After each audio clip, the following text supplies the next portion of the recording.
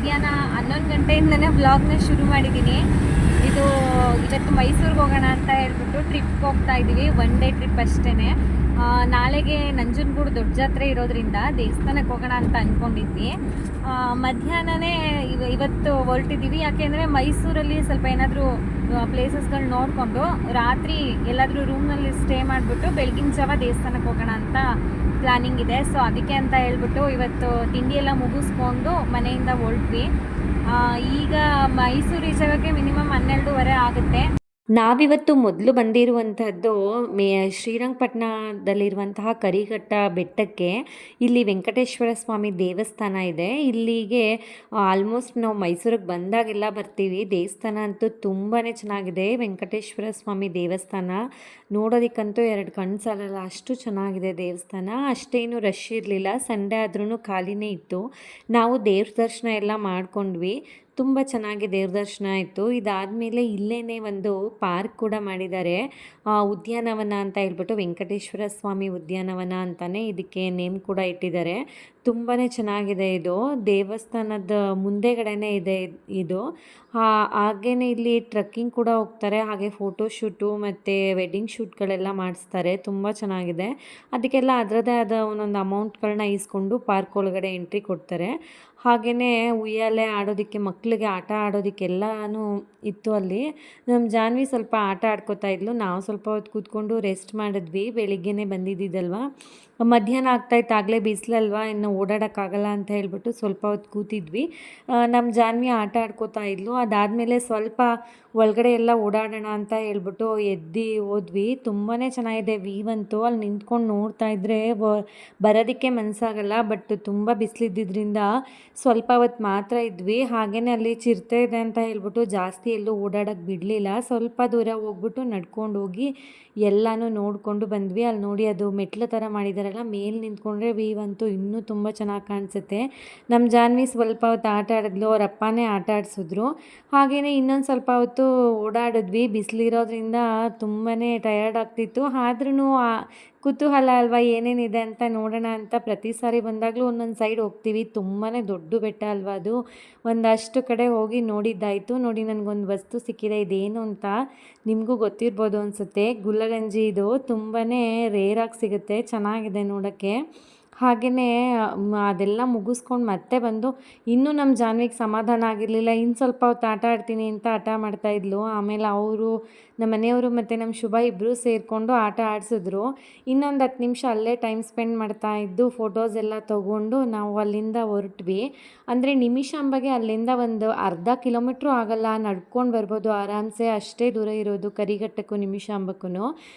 ನಾವು ನಿಮಿಷಾಂಬ ದೇವಸ್ಥಾನ ಮುಗಿಸ್ಕೊಂಡು ಆಮೇಲೆ ಮೈಸೂರಿಗೆ ಹೋಗೋಣ ಅಂತ ಹೇಳ್ಬಿಟ್ಟು ದೇವಸ್ಥಾನಕ್ಕೆ ಬಂದಿದ್ದೀವಿ. ನೋಡಿ, ಇದು ಹೊಳೆನಲ್ಲಿ ಎಷ್ಟೊಂದು ಜನ ಸ್ನಾನ ಮಾಡ್ತಿದ್ದಾರೆ. ಹಾಗೆ ನಮ್ಮ ಮನೆಯವ್ರು ಕೂಡ ಸ್ವಲ್ಪ ಹೊತ್ತು ನೀರಲ್ಲಿ ಆಟ ಆಡೋಣ ಅಂತ ಹೇಳಿದ್ರು. ನಾವು ಟೈಮ್ ಆಗಿಬಿಡುತ್ತೆ, ಆಮೇಲೆ ಬಿಸಿಲು ತುಂಬಾ ಇತ್ತು. ಅದ್ರ ಒಳಗಡೆ ಹೋಗಿ ಆಟ ಆಡೋದಕ್ಕಾಗಲ್ಲ ಅಂತ ಹೇಳ್ಬಿಟ್ಟು ಹೋಗಲಿಲ್ಲ. ದೇವ್ರ ದರ್ಶನಕ್ಕೆ ಹೊಟ್ಟೋದ್ವಿ ಫಸ್ಟೇ. ಅಷ್ಟೇನು ರಶ್ ಇರಲಿಲ್ಲ. ಒಂದು ಹಾಫ್ ಆನ್ ಅವರಲ್ಲೆಲ್ಲ ದರ್ಶನ ಆಯಿತು. ತುಂಬಾ ಕ್ಯೂ ಇರುತ್ತೆ ಒಂದೊಂದು ಸಾರಿ. ಒಂದು 2-3 ಗಂಟೆ ನಿಂತ್ಕೋಬೇಕು. ಒಂದು ಅರ್ಧ ಮುಕ್ಕಾಲು ಗಂಟೆಗೆಲ್ಲ ದರ್ಶನ ಮುಗೀತು. ದೇವ್ರ ದರ್ಶನ ಅಂತೂ ತುಂಬ ಚೆನ್ನಾಗಾಯಿತು. ಅಲಂಕಾರನೂ ಅಷ್ಟೇ ತುಂಬ ಚೆನ್ನಾಗಿ ಮಾಡಿದರು. ಅಲ್ಲೆಲ್ಲ ಫೋಟೋಸ್ ವೀಡಿಯೋಸ್ ತೆಗೆಯೋ ಆಗಿಲ್ಲ ಅಲ್ವಾ, ಒಂದಷ್ಟು ಮಾತ್ರ ತೊಗೊಂಡಿದ್ದೀನಿ ನಾನು. ಅಲ್ಲಿಂದ ನಾವು ಮತ್ತೆ ಇವಾಗ ಮೈಸೂರಿಗೆ ಹೊರಡಬೇಕು. ಇನ್ನೇನು ಹೊರಡುವಷ್ಟೊತ್ತಿಗೆ 2 ಗಂಟೆ ಆಗಿತ್ತು. ನಿಮಿಷಾಂಬದಲ್ಲೇ ಊಟ ಕೊಡ್ತಾಯಿದ್ರು. ಅಲ್ಲೇ ಊಟ ಎಲ್ಲ ಮುಗಿಸ್ಕೊಂಡು ನಾವು ಮೈಸೂರಿಗೆ ಹೋಗ್ತಾ ಇದ್ದೀವಿ. ಮೈಸೂರಲ್ಲಿ ಯಾವ ಪ್ಲೇಸ್ಗೆ ಹೋಗಬೇಕು ಅನ್ನೋ ಐಡಿಯಾ ಕೂಡ ಇರಲಿಲ್ಲ. ನಮ್ಮ ಮನೆಯವರು ಯಾರೋ ಹೇಳಿದರು ಅಂತ ಹೇಳ್ಬಿಟ್ಟು ಹೋಗೋಣ ಅಂತ ಕರ್ಕೊಂಡು ಬಂದರು. ಪಕ್ಷಿಧಾಮ ಇದೆ ಅಲ್ಲಿ ಒಂದು ಅಂತ ಹೇಳಿ, ತುಂಬಾ ಚೆನ್ನಾಗಿದೆ. ಅದ್ರ ಹೆಸರು ಬಂದು ಸುಖವನ ಮತ್ತು ಬೋನ್ಸಾಯ್ ಗಾರ್ಡನ್ನು. ಬೋನ್ಸಾಯ್ ಟ್ರೀಸೇ ತುಂಬಾ ಇದೆ. ಹಾಗೆಯೇ ಪಕ್ಷಿಗಳಂತೂ ಕೇಳೋಕ್ಕೆ ಬೇಡ, ಅಷ್ಟು ಚೆನ್ನಾಗಿದೆ. ಅಷ್ಟು ಪಕ್ಷಿಗಳನ್ನ ಸಂಗ್ರಹ ಮಾಡಿದ್ದಾರೆ. ನೋಡೋಕ್ಕಂತೂ ತುಂಬ ಚೆನ್ನಾಗಿದೆ. ನೀವು ಮೈಸೂರು ಕಡೆ ಬಂದಾಗ ಇಲ್ಲಿಗಂತೂ ಮಿಸ್ ಮಾಡದೆ ವಿಸಿಟ್ ಮಾಡಿ. ಈಗ ಸಮ್ಮರ್ ಹಾಲಿಡೇಸ್ ಆಗಿರೋದ್ರಿಂದ ಮಕ್ಕಳನ್ನ ಆರಾಮಾಗಿ ಕರ್ಕೊಂಡು ಬರ್ಬೋದು. ಹಾಗೆ ಇಲ್ಲಿ ಯಾವುದೇ ರೀತಿ ಚಾರ್ಜಸ್ ಇಲ್ಲ, ಯಾವುದೇ ರೀತಿ ಬಿಲ್ಗಳನ್ನ ಮಾಡೋದಿಲ್ಲ. ಎಷ್ಟು ಚೆನ್ನಾಗಿದೆ ಅಂದರೆ ಎಲ್ಲ ಫ್ರೀ ಎಂಟ್ರಿ ಇದೆ. ತುಂಬ ಚೆನ್ನಾಗಿತ್ತು. ನಾವಂತೂ ಇದು ಫಸ್ಟ್ ಟೈಮ್ ಬರ್ತಾ ಇದ್ದಿದ್ದು. ಇದ್ರ ಎದುರುಗಡೆನೇ ಆಂಜನೇಯನ ದೇವಸ್ಥಾನ ಮತ್ತು ವೆಂಕಟೇಶ್ವರ ಸ್ವಾಮಿ ದೇವಸ್ಥಾನ ಕೂಡ ಇದೆ, ಒಂದೇ ಕಾಂಪೌಂಡ್ ಒಳಗಡೆ. ಅಲ್ಲಿಗೆ ಬರ್ತಿದ್ವಿ. ಬಟ್ ಇಲ್ಲಿ ಹಿಂದೆಗಡೆ ಪಕ್ಷಿದು ವನ ಇದೆ ಅನ್ನೋದೇ ನಮ್ಗೆ ಐಡಿಯಾನೇ ಇಲ್ಲ. ಯಾರೋ ಹೇಳಿದ್ರು ಅಂತ ಹೇಳ್ಬಿಟ್ಟು ಬಂದ್ವಿ. ಇದು ಸುಕ್ಕ ಮನೆ ಅಂತ ಹೇಳ್ಬಿಟ್ಟು ತುಂಬ ಚೆನ್ನಾಗಿದೆ. ಎಂಟ್ರಿ ಇದು. ಇದ್ರ ಒಳಗಡೆ ಹೋದರೆ ಬೋನ್ಸಾಯ್ ಟ್ರೀಸ್ಗಳು ಮಾತ್ರ ಇದೆ. ಅದರಿಂದ ಮುಂದೆ ಹೋದರೆ ಪಕ್ಷಿಗಳು ಸಿಗುತ್ತೆ. ಇದೊಂದು ಪೇಂಟಿಂಗ್ ಇತ್ತು, ಎಷ್ಟು ಚೆನ್ನಾಗಿತ್ತು ನೋಡಿ, ರಾಧಾಕೃಷ್ಣನ್ ಪೇಂಟಿಂಗು. ಹಾಗೆಯೇ ಬೋನ್ಸಾಯ್ ಟ್ರೀಸ್ಗಳು ಸಿಕ್ತು ನೋಡಿ. ಎಷ್ಟು ಇದೆ ಅಂದರೆ ಸುಮಾರು ಸಾವಿರಾರು ಕಲೆಕ್ಷನ್ಸ್ಗಳನ್ನ ಇಟ್ಟಿದ್ದಾರೆ. ಎಲ್ಲ ವೆರೈಟೀಸ್ ಆಫ್ ಟ್ರೀಸ್ಗಳಿದೆ. ನೋಡೋದಕ್ಕಂತೂ ತುಂಬ ಚೆನ್ನಾಗಿದೆ. ಅಲ್ಲಲ್ಲೇ ವಾಚ್ಮ್ಯಾನ್ಸ್ ಹಾಕಿದ್ದಾರೆ, ಯಾರೂ ಏನು ಟಚ್ ಮಾಡೋ ಹಾಗಿಲ್ಲ.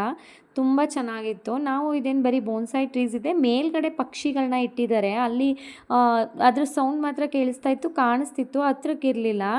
ಹೇಗಿರ್ಬೋದು ಇದು ಅಂತ ಹೇಳ್ಬಿಟ್ಟು ಒಳಗಡೆ ಹೋದ್ವಿ.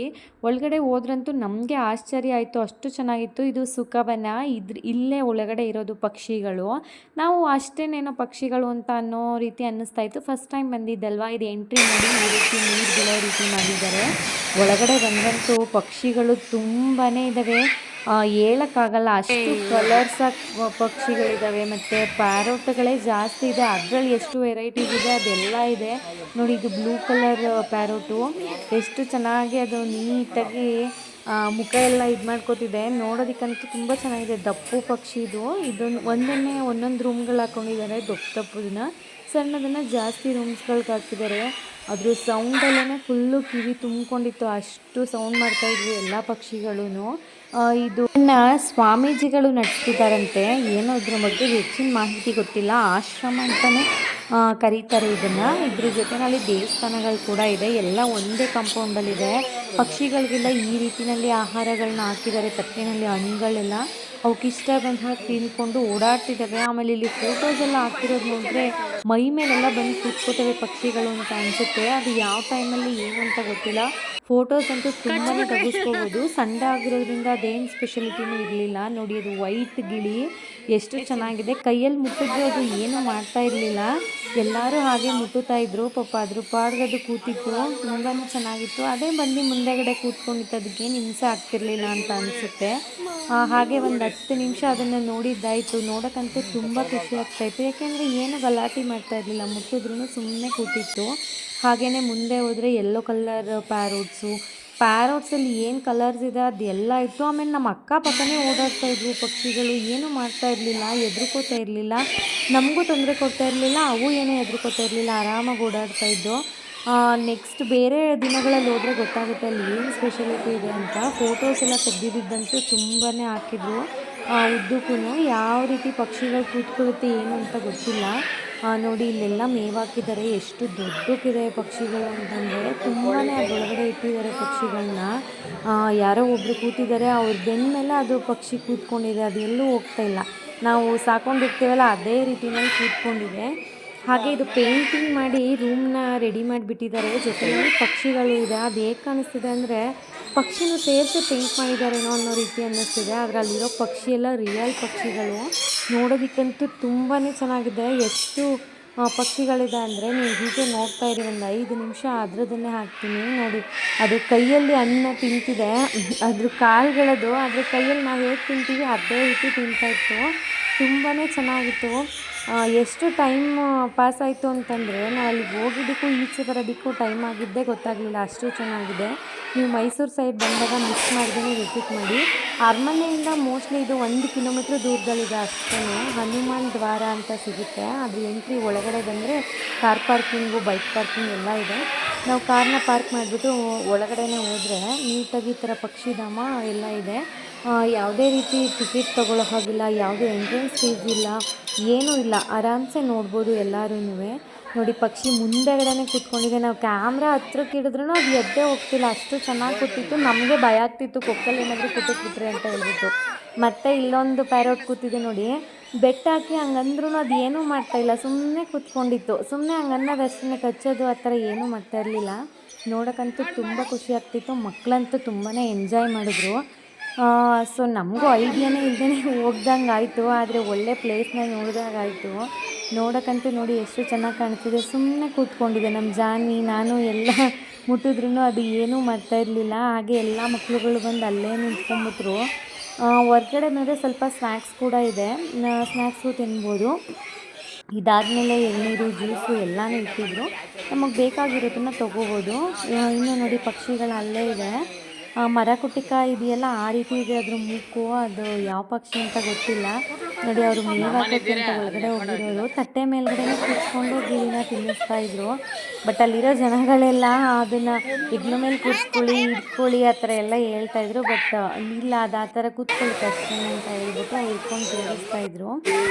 ನೋಡೋಕ್ಕಂತೂ ಬೇಜಾರಾಗ್ತಿರ್ಲಿಲ್ಲ. ಎಷ್ಟು ವೆರೈಟೀಸ್ ಆಫ್ ಪಕ್ಷಿಗಳಿದೆ ಅಂದರೆ ನೋಡೋದಕ್ಕೆ ಅಷ್ಟು ಖುಷಿಯಾಗುತ್ತೆ. ಫೈನಲಿ ಒಂದು ಫೋಟೋ ಕೂಡ ತೊಗೊಂಡ್ವಿ. ಈ ರೀತಿ ಫೋಟೋ ಫ್ರೇಮ್ ರೆಡಿ ಮಾಡಿದರು. ಫೋಟೋಸ್ ಎಲ್ಲ ತೊಗೊಂಡಿದ್ದಾದಮೇಲೆ ನಾವು ಹೊರಡೋಣ ಅಂತ ಹೇಳ್ಬಿಟ್ಟು ಆಚೆ ಬಂದ್ವಿ. ಇಲ್ಲಿ ವೆಂಕಟೇಶ್ವರ ಸ್ವಾಮಿ ದೇವಸ್ಥಾನ ಇದೆ. ತುಂಬ ದೊಡ್ಡ ದೇವಸ್ಥಾನ. ತಿರುಪತಿ ಹೇಗಿದೆ ಅದೇ ರೀತಿಯಲ್ಲಿದೆ. ನೋಡೋದಕ್ಕಂತೂ ತುಂಬ ಚೆನ್ನಾಗಿದೆ. ಇದ್ರೊಳಗಡೆ ಫೋಟೋಸ್ ಏನು ತೊಗೊಳ್ಳೋ ಹಾಗಿಲ್ಲ. ಬರೀ ಎಂಟ್ರೆನ್ಸಲ್ಲಿ ಮಾತ್ರ ತೊಗೊಂಡಿದ್ದೀನಿ. ಹಾಗೆ ಅಲ್ಲಿ ತುದಿನಲ್ಲಿ ನಿಂತ್ಕೊಂಡು ವಿಡಿಯೋ ಮಾಡಿದ್ದೀನಿ. ನೋಡಿ ವೆಂಕಟೇಶ್ವರ ಸ್ವಾಮಿ ಎಷ್ಟು ದೊಡ್ಡ ವಿಗ್ರಹ ಅಂದರೆ ತುಂಬ ಚೆನ್ನಾಗಿದೆ. ಹಾಗೆ ಅಲ್ಲಿ ನಿಂಬೆಹಣ್ಣಿನ ಆರತಿ ಕೂಡ ಮಾಡ್ತಾಯಿದ್ರು ದೇವ್ರಿಗೆ, ಹೆಣ್ಣು ದೇವ್ರಿಗೆ. ಅದನ್ನು ನಾವು ಕೂಡ ಮಾಡಿಸಿದ್ವಿ. ರಾಹುಕಾಲದಲ್ಲಿ ನಿಂಬೆಹಣ್ಣ ಆರತಿ ಮಾಡಿದ್ರೆ ತುಂಬ ಒಳ್ಳೆಯದು ಅಂತ ಹೇಳ್ಬಿಟ್ಟು ಮಾಡಿಸಿದ್ರು. ಅದು ಬಿಲ್ಲೆಲ್ಲ ಹಾಕ್ಸಿ ಪೂಜೆ ಮಾಡಿಸ್ಬೇಕು. ತುಂಬ ಚೆನ್ನಾಗಿತ್ತು. ಹಾಗೆ ನನ್ನ ಮಗಳು ಇದೊಂದು ಆಟ ಆಡಿದ್ಲು. ನಮ್ಮ ಯಜಮಾನ್ರು ಇಲ್ಲಿ ಬಂದಾಗೆಲ್ಲ ಆಡಿಸ್ತಾರೆ. ಎಷ್ಟು ಚೆನ್ನಾಗಿದೆ ನೋಡಿ. ಕಾಯಿನು ಎಷ್ಟು ಚೆನ್ನಾಗಿ ರೌಂಡ್ ಸುತ್ತಿದೆ ಅಂದರೆ ಒಂದು 30 ಸೆಕೆಂಡ್ ಆದರೂ ಅದು ಓಡಾಡ್ತದೆ ಒಳಗಡೆ. ತುಂಬ ಚೆನ್ನಾಗಿತ್ತು. ಒಂದು ಕಾಯಿನ್ ಹಾಕಿದ್ರೆ ಆ ರೀತಿ ಬರುತ್ತೆ. ನೋಡಿಕೊಂಡು ಈಚೆ ಬಂದ್ವಿ. ಹನುಮಾನ್ ದೇವಸ್ಥಾನ ಅಂತ ಹೇಳಿದ್ನಲ್ಲ, ಅದು ಕೂಡ ಅಲ್ಲೇ ಇದೆ. ಸುಖವನದ ಎದುರುಗಡೆನೇ ಇದೆ ಹನುಮಾನ್ ದೇವಸ್ಥಾನ. ಇದು ಸಿದ್ಧಿ ಹನುಮಾನ್ ದೇವಸ್ಥಾನ ಅಂತ ಹೇಳ್ಬಿಟ್ಟು ನಾವು ಏನು ಕಾರ್ಯಸಿದ್ಧಿನ ಅಂದ್ಕೊಂಡಿರ್ತೀವಿ ಅದನ್ನು ನೆನೆಸ್ಕೊಂಡು ತೆಂಗಿನಕಾಯಿನ ಕಟ್ಟಿದ್ರೆ ಅದು ಆಗುತ್ತೆ ಅನ್ನೋ ನಂಬಿಕೆ ಇದೆ. ನಾವು ಮದುವೆ ಆದ ಹೊಸದ್ರಲ್ಲಿ ಇಲ್ಲಿಗೆ ತುಂಬ ಸಾರಿ ಬರ್ತಿದ್ವಿ, ಆಂಜನೇಯನ ದೇವಸ್ಥಾನ ಮತ್ತು ವೆಂಕಟೇಶ್ವರ ಸ್ವಾಮಿ ದೇವಸ್ಥಾನಕ್ಕೆ. ಆದರೆ ಹಿಂದಗಡೆ ಒಂದು ಈ ರೀತಿ ಪಕ್ಷಿಧಾಮ ಇದೆ ಅನ್ನೋ ಐಡಿಯಾ ಕೂಡ ನಮಗಿರಲಿಲ್ಲ. ಅದೆಲ್ಲ ಮುಗಿಸ್ಕೊಂಡು ನಾವು ಸುತ್ತೂರಿಗೆ ಬಂದಿದ್ದೀವಿ. ಯಾಕೆ ಅಂದರೆ ನಾವು ರಾತ್ರಿ ಸ್ಟೇ ಆಗಬೇಕು ಅಂತ ಹೇಳಿದ್ನಲ್ಲ, ಬೆಳಗಿನ ಜಾವ ನಂಜನಗೂಡು ದೊಡ್ಡ ಜಾತ್ರೆಗೆ ಹೋಗೋದ್ರಿಂದ ಸುತ್ತೂರಿಗೆ ಬಂದು ರೂಮ್ ಮಾಡ್ಕೊಂಡ್ವಿ. ಇಲ್ಲಿಂದ 12 ಕಿಲೋಮೀಟ್ರ್ ಅಷ್ಟೇ ನಂಜನಗೂಡು. ಸೊ ಬೆಳಗ್ಗಿನ ಜಾವ ಎದ್ದು ಸ್ನಾನ ಮುಗಿಸ್ಕೊಂಡು ನಾವು ಅಲ್ಲಿಗೆ ಹೊರಟ್ರೆ ತೇರು ಎಳೆಯೋಷ್ಟೊತ್ತಿಗೆ ಅಲ್ಲಿಗೆ ಹೋಗ್ಬೋದು ಅನ್ನೋ ಐಡಿಯಾದಲ್ಲೇ ನಾವು ಇಲ್ಲಿಗೆ ಬಂದಿದ್ದು. ನಮ್ಮ ಮನೆ ದೇವರು ಇಲ್ಲೇ ಇರೋದ್ರಿಂದ ನಮ್ಗೆ ಇಲ್ಲೆಲ್ಲ ಆರಾಮ್ಸೆ ಗೊತ್ತಿದೆ. ಅದಕ್ಕೋಸ್ಕರ ಅಂತೇಳಿ ಮೈಸೂರಲ್ಲಿ ರೂಮ್ ಮಾಡಲಿಲ್ಲ, ಸುತ್ತೂರಿಗೆ ಬಂದು ರೂಮ್ ಮಾಡ್ಕೊಂಡ್ವಿ. ನೋಡಿ ಈ ರೀತಿ ಒಂದು ರೂಮ್ ಕೂಡ ಸಿಕ್ತು. ಹಾಗೆ ಇದ್ರ ಕಂಟಿನ್ಯೂಷನ್ ವ್ಲಾಗ್ನ ನಾನು ನೆಕ್ಸ್ಟ್ ಅಪ್ಲೋಡ್ ಮಾಡ್ತಿದ್ದೀನಿ. ಈ ವ್ಲಾಗ್ ಇಷ್ಟ ಆದರೆ ಲೈಕ್ ಮಾಡಿ, ಶೇರ್ ಮಾಡಿ, ಸಬ್ಸ್ಕ್ರೈಬ್ ಮಾಡೋದನ್ನು ಮರಿಬೇಡಿ. Thank you all.